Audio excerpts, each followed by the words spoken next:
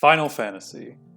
I'm sure all of you are familiar with the series, and if you aren't, you've at least heard of it, but why am I talking about the series? Why now?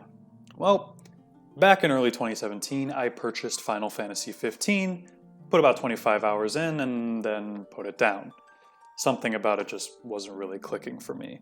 But just recently, I was itching for something new to play, so I decided to give Final Fantasy XV another shot. More on that another time. It did get me thinking, however, how has the rest of the series fared? I mean, there are 15, soon to be 16 mainline entries at the time of recording, 4 of which got direct numbered sequels, and of those 4, one of them got 2 sequels. So, what am I missing? As of this point, I've only completed 1 game in the series, though I am aware of parts in the series. I know the whole deal with Cloud and what happens with Aerith, I mean, who doesn't? I know Lightning through name alone, and I also know... So what say we jump into the series and see what, if anything, I have been missing? Might as well start with the first entry, though I might not end up playing these games in chronological order. More on that at the end of the video. With all that said, let's jump in to Final Fantasy. Really quickly before we get started, I just want to say that I'll be looking at these games from the modern eye. I'm not reviewing them from the point of view of when they came out. I want to know if these games are worth playing today. Another thing, I will be using footage from the PSP version of the game, as I understand it is the latest version of the game, not including the mobile phone port, which just looks like a slightly altered version of the PSP port. For game capture, I did end up using an emulator, though rest assured I do have a physical copy of Final Fantasy I and II on PlayStation 1. Not the same version, I know, but Square Enix has my money regardless. Are we all clear on that? Good. Let's get started. Yeah, so the plot is basically non-existent. I mean, don't get me wrong, it's there, but it might as well not. You play as the 4 Warriors of Light, or as I call them, Team OG. You set out to do something with the 4 crystals that your party already has on them. What these crystals actually do, though, is never really made clear. It's just an objective to complete. Once you do whatever it is you are doing with the crystals, the party returns to the Chaos Shrine, which started our adventure, to find that some guy named Garland, who we killed at the beginning of the adventure, is behind it all. We kill him once again, and return to the world, with the citizens having no knowledge of our heroic deeds. Without a doubt, the biggest problem here is characters. There aren't any. Sure, there are people in the world that we can talk to and maybe learn something of value from, but more often than not, they just get in your way.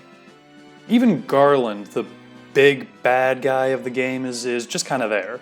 We fight him early on and then again at the end of the game, but he doesn't really have a presence throughout the rest of the game. Sure, he has lackeys that do his bidding, but they're also pretty bland as well. They just kind of vaguely talk about killing Team OG and bringing darkness to the world. Well, that's all great, but other than altruistic reasons, why should I care? The player is never given any real attachment to the world, or even their own player characters.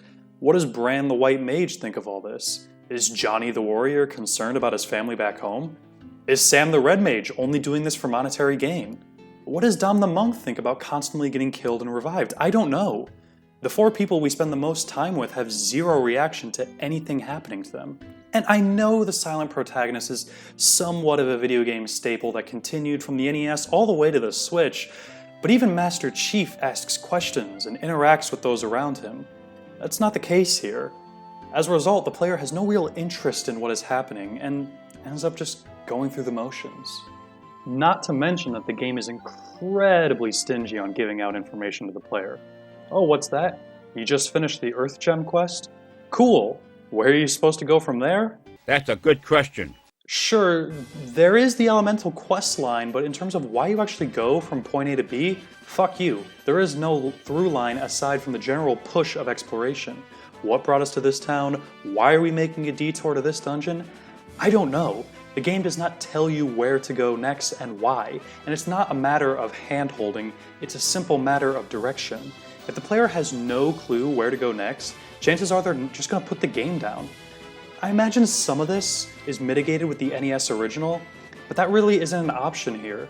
most people don't have an NES, and if they do, they're not willing to shell out a ton of money for not only the cartridge, but the manual as well for a game that they might not even like in the first place. For my playthrough, I had to look up a guide, so I had some sort of idea of where to go and when. Shout out to DomZ Ninja for the guide on GameFAQs. It was a tremendous help, but it was help to a problem that shouldn't have existed in the first place, especially on the 2007 PSP re-release. Thankfully, there is an in-game map to utilize, but for some reason you can only view it by holding circle and pressing the select button. The select button, I should say, isn't mapped to anything else. So why not just map the map button to select? Now I will say the game starts out pretty strong.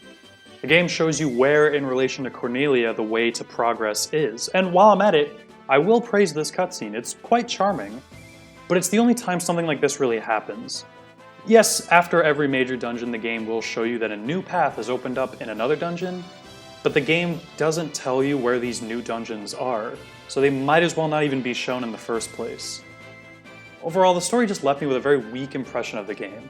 There's no sense of progression at any point during the game, aside from, haha, my funny level number has gone up, which leads me into my next point. The gameplay is pretty standard for JRPGs, and I would imagine that many of you are familiar with this type of gameplay, either from this series or otherwise. You build your party to fill different roles, and in combat scenarios, you use each character to their fullest potential. Team OG consisted of a monk, white mage, red mage, and a warrior. Now, I didn't have a black mage or a thief in my party, so I cannot speak to their usefulness and ability. However, I will break down what Team OG was capable of. Warriors are the tanks of the party. They can take a lot of hits and dish out the pain in return. White mages are your healers. It's more or less essential for every party to have at least one of these guys present.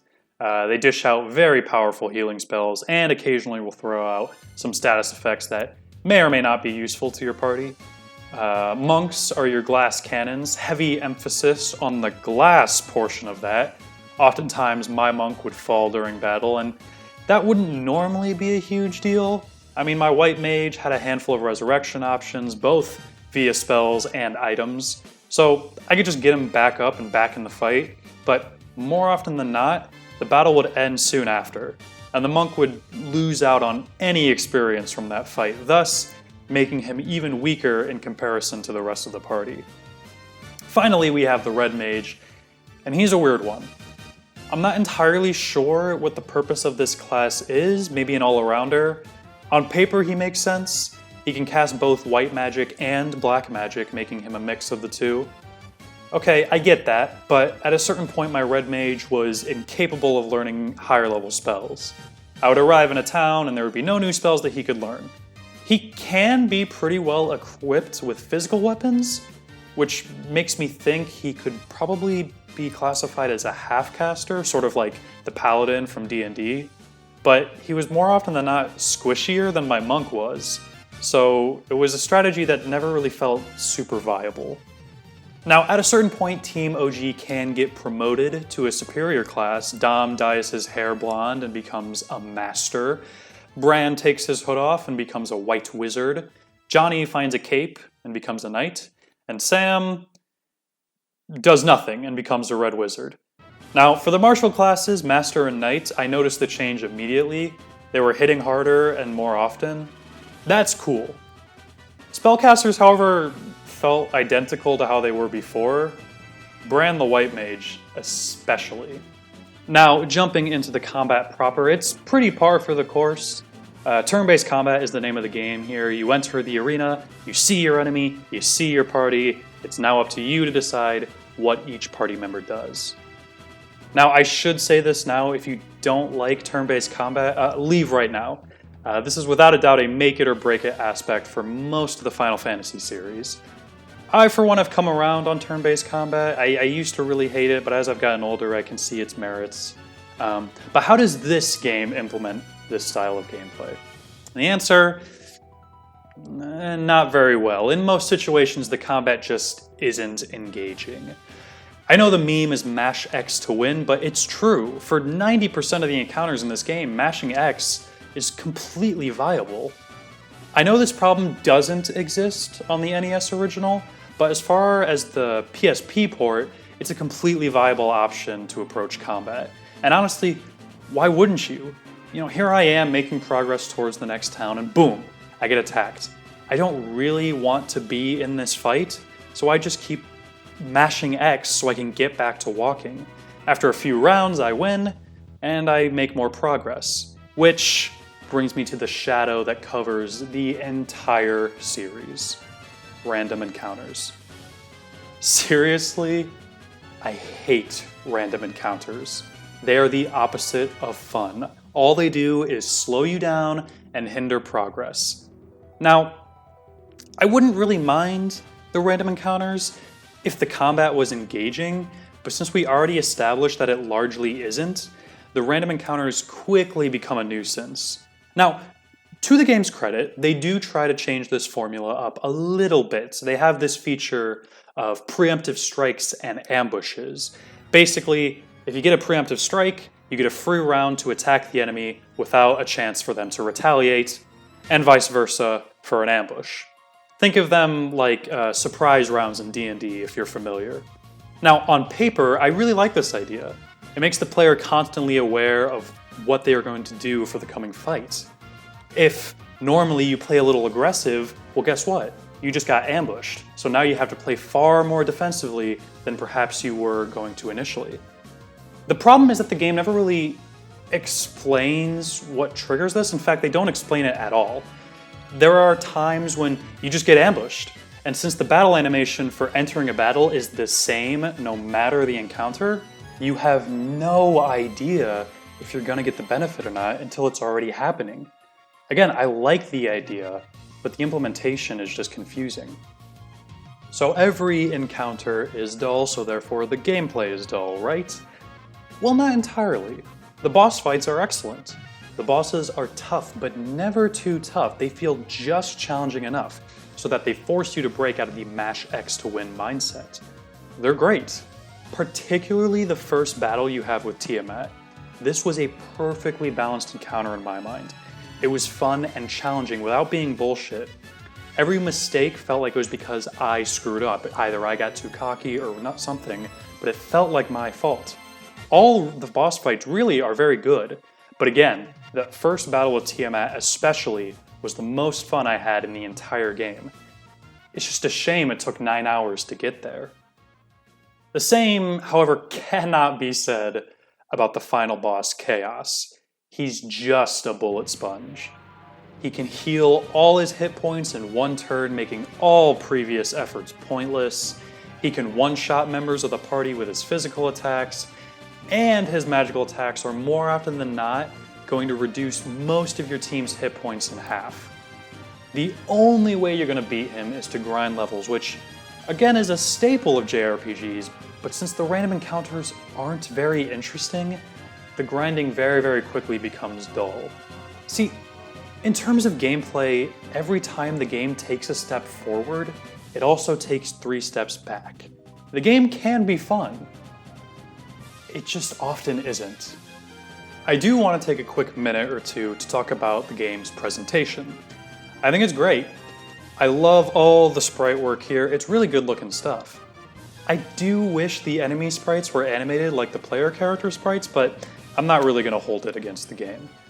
The music is iconic, a lot of it I really like quite a bit, in particular the opening theme.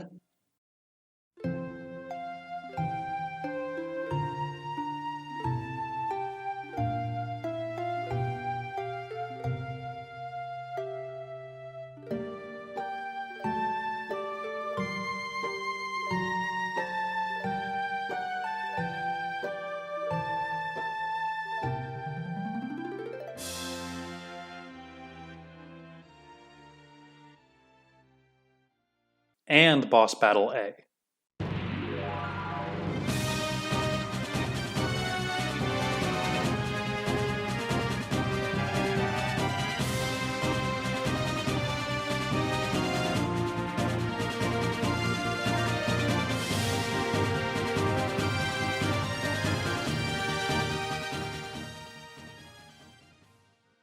The rest of the music is good as well and never gets tiring, which is impressive considering how much you hear the overworld theme, the town theme, and the victory music. So, looking at the full package here, would I recommend Final Fantasy I today? It's complicated, but I'm gonna go with no. It's just far too dated for modern audiences to derive any real enjoyment from.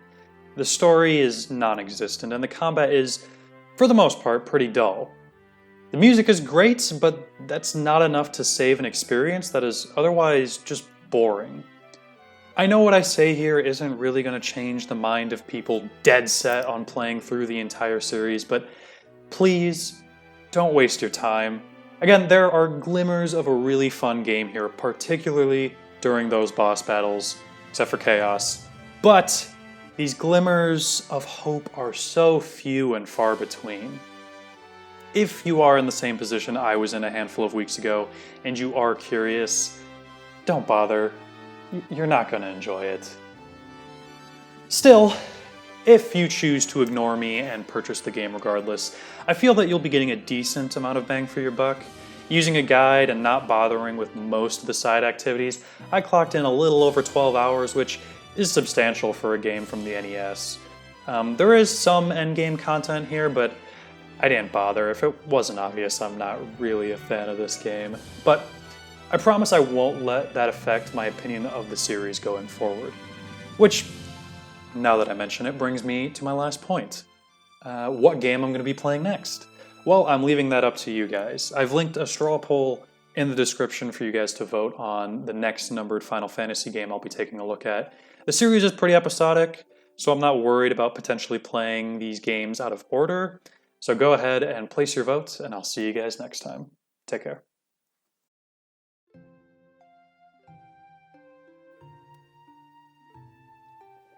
Hey, this part's going to be unscripted, so sorry if it feels a little rough. I try to write my scripts so they sound off the cuff, but I know I talk a little bit differently when I'm unscripted versus when I am scripted. But thank you for watching my video. I really do appreciate it a lot. Again, link to the straw poll in the description, so if you care, go and place a vote if you want to hear my opinion on a certain game in the series. If not, don't worry about it. I do want to really quickly apologize if there was any crazy background noise during this video. My apartment is in the flight path of the airport, which is like 20 minutes away.